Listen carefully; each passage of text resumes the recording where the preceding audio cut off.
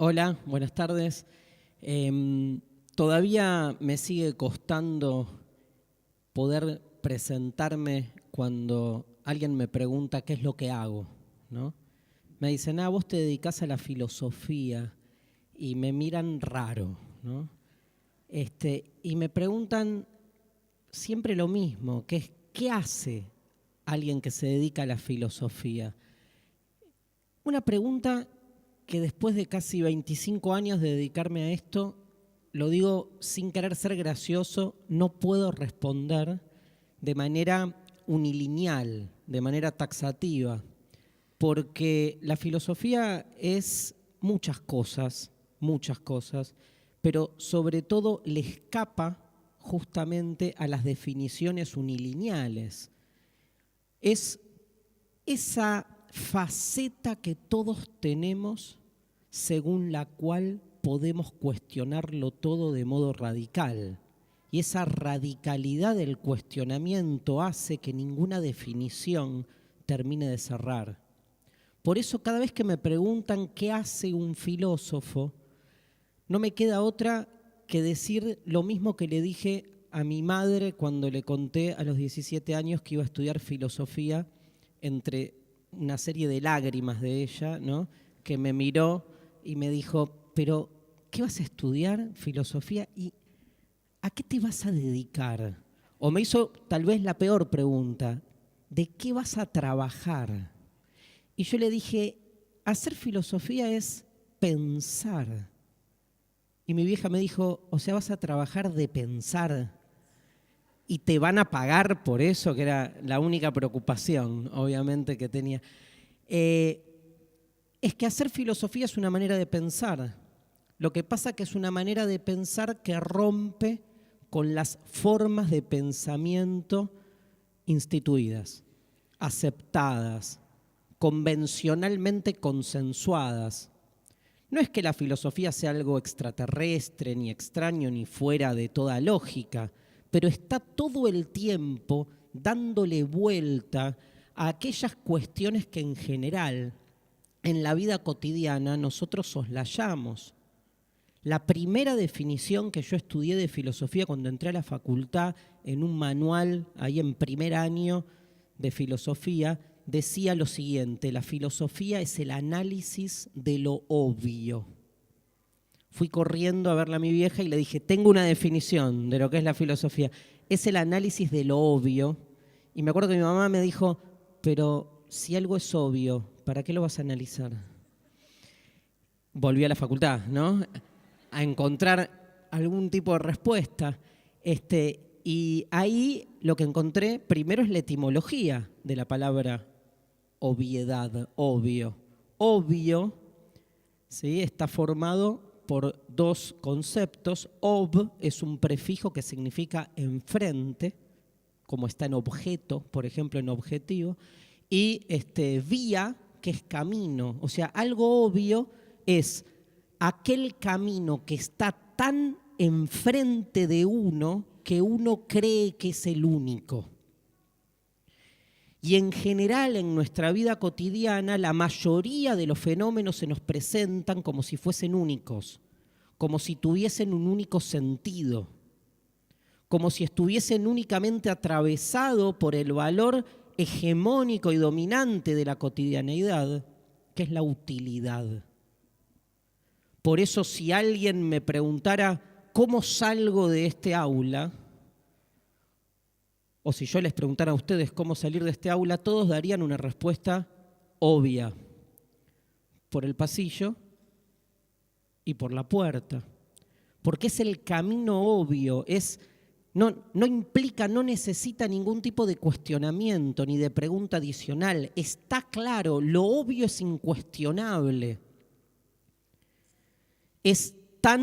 Está tan inmediatamente dado su sentido a nosotros que no amerita ningún tipo de perspectiva nueva. Pero claro, para la filosofía nada es definitivo. Todo puede ser de múltiples maneras. Y cuanto más obvio es un fenómeno, más nos dedicamos los que hacemos filosofía a hacerlo explotar. Pero no para encontrar otro sentido más verdadero que ese, sino que para todo lo contrario, para mostrar que para cualquier fenómeno hay múltiples perspectivas posibles. Si yo trajera a mi hijo menor acá y le dijera, salí de este aula, él no iría caminando por ahí.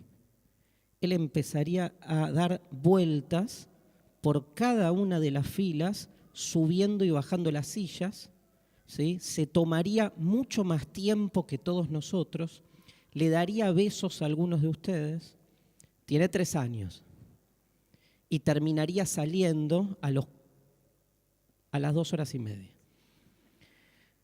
Porque para él no es obvio que el sentido de la rapidez y de la productividad es el criterio que rige sus acciones cotidianas. Porque la cotidianeidad en un chico tiene otro valor, está puesta en otro lado. En un valor que yo quiero recuperar porque me parece propio de la filosofía y de estas formas de pensar pensándonos, ¿no? De pensar como pensamos, que es el juego. El juego, algo que históricamente está puesto como lo otro de lo riguroso, lo otro de lo serio. ¿Se imaginan en una escuela una materia que sea juego? Parece un chiste, ¿no? Jugar justamente tiene todo lo contrario a lo que suponemos que necesitan las instituciones educativas. Primero, como decían antes algunos de los oradores, placer. Parecería que el placer y la educación están escindidos, que no se puede disfrutar en el acto educativo. El juego es mucho más que un juego. El juego es una forma emancipatoria de resistencia frente a la unilinealidad y unilateralidad del valor de la utilidad. Porque el juego muestra que ningún fenómeno, ningún hecho, ninguna acción tiene un único sentido. Eso me lo demostró ese mismo hijo cuando un día, mientras estaba haciendo una sopa en invierno, me pidió la cuchara con la que estaba revolviendo y le dije, no, se va a ensuciar. Y él me dijo, dámela, quiero jugar. Y le di la cuchara y automáticamente con la cuchara empezó a hacer esto. Soy Luke Skywalker, me decía. La hizo espada. Y le dije, ¿podés darme la cuchara? No, cuchara no, es espada. ¿Podés darme la espada? No, ahora es varita mágica. Y vos sos un sapo. Claro, digamos, la cuchara para nosotros es la cuchara. Y si es otra cosa que no fuese la cuchara, estamos jugando.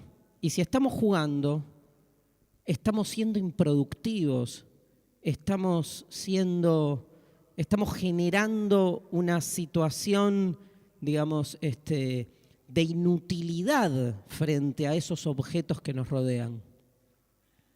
Porque la utilidad no puede tener muchas formas, tiene una única forma, que además creemos y adscribimos que ese valor de la utilidad está puesto en las cosas y no en la relación que nosotros generamos con las cosas. Pero viene un chico y emancipa al objeto de su único sentido de utilidad y muestra que todo puede ser de múltiples maneras. Qué interesante sería recuperar el juego en nuestra relación con lo que hacemos, sin caer en la ingenuidad de decir por qué no nos relacionamos con todas nuestras acciones de manera más lúdica, sino recuperando ese carácter diverso, contingente, decimos en filosofía, que tienen las cosas. Contingente en filosofía significa lo que puede ser de otra manera. Es lo contrario a necesario. Algo necesario puede ser de un único modo. Algo contingente es algo que puede ser siempre de otra manera. Para muchas personas que nos alineamos así en formas de hacer filosofía, todo es contingente. Recién veía la exposición de los chicos antes que ponen en jaque y cuestionan el límite entre lo humano y lo no humano, porque lo humano es contingente. Piensen que, digamos, la historia de lo humano como historia efectiva es pequeñísima al lado de la historia del universo. Y nosotros creemos que todo lo que hacemos y lo que somos es absolutamente definitivo y último y único. La filosofía es una manera de pensar que cuestiona todo esto. Hace del cuestionamiento su modus operandi.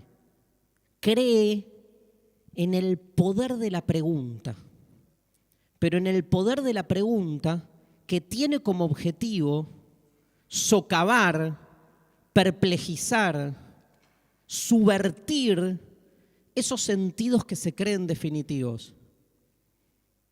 Vivimos una realidad cotidiana plagada de problemas y estamos todo el tiempo buscando resolver problemas.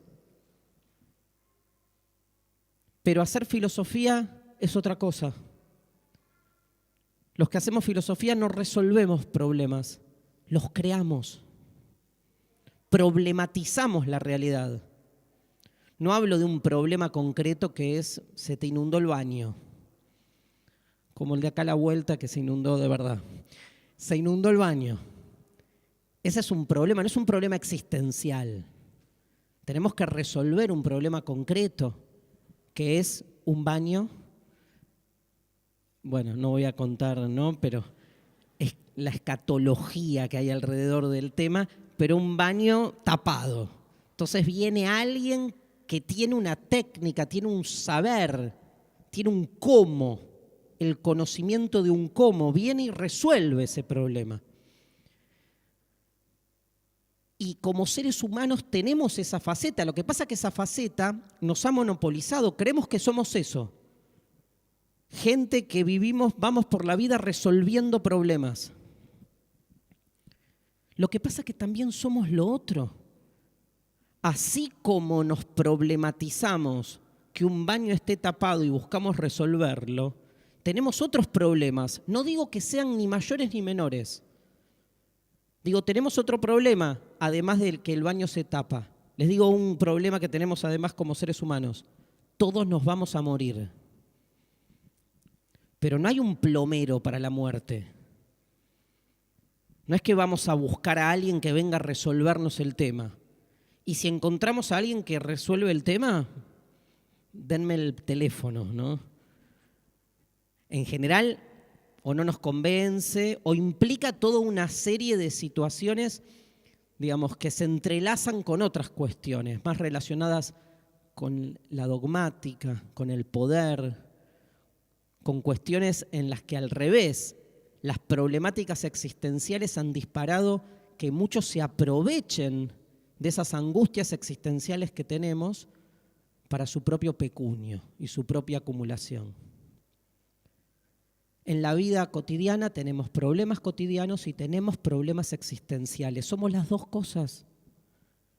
No somos solamente mecánicos que resolvemos problemas. También nos preguntamos ¿por qué?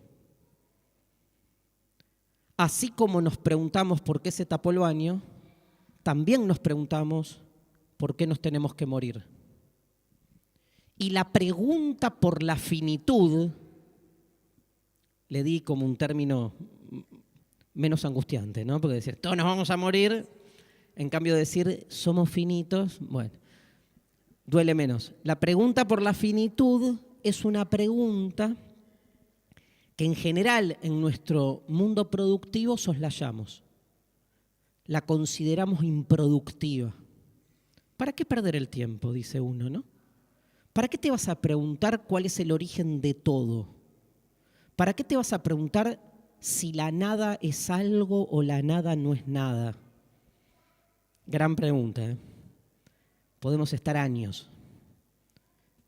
¿Cómo vas a estar años jugando a la pregunta por el ser de la nada? ¿Para qué preguntarte por qué nos vamos a morir? Si al final nos morimos, punto. Entonces hagamos de la vida algo productivo. Y entonces todo el ejercicio filosófico se vuelve para una sociedad atravesada por el valor de la productividad algo inútil. Esa es la segunda definición de filosofía que está en el mismo libro que dice Análisis del obvio, dice la filosofía es un saber inútil. Esa me costó más defender. La de la obviedad, zafamos un poco. La de la inutilidad me costó más porque durante muchos años traté de demostrar la utilidad de la filosofía. Pero al demostrar la utilidad de la filosofía, destruía la vocación originaria que tiene este género narrativo, literario, tan hermoso que es el de la filosofía. Querer demostrar su productividad va en contra, es traicionar su propio propósito. Lo que la filosofía viene a traernos es otra perspectiva de las cosas, la improductiva, porque somos las dos cosas. Porque no somos un único valor, ni una única dimensión. Como diría Nietzsche, no existe un yo único, homogéneo, cerrado. Acá adentro habitan muchos. Una legión, que aparte se odian todos entre sí y usan nuestro ser para pelearse, combaten.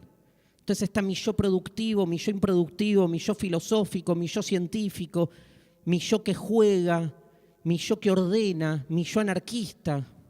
Yo es que al interior de esto que somos combaten. Y siempre hay uno que gana y se presenta a sí mismo como si fuera el único. Eso es Occidente.